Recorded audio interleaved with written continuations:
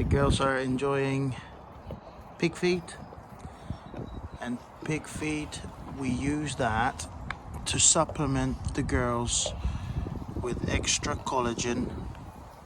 Good girl. And collagen is very good for the joints, for the skin health. So it's a great way of supplementing dog's diet. Now we give them these pig feet frozen. That means that they will last longer. The dogs will chew on them for longer, which makes it a great energy releasing treat.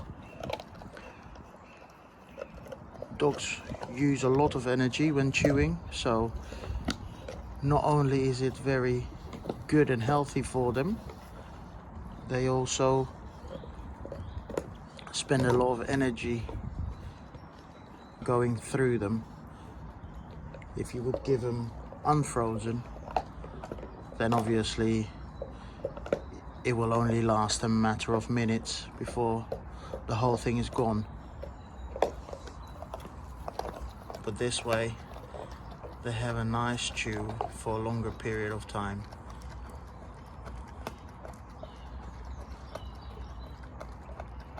Collagen, as I said at the beginning of this video, is very good for the dog's joints and skin health,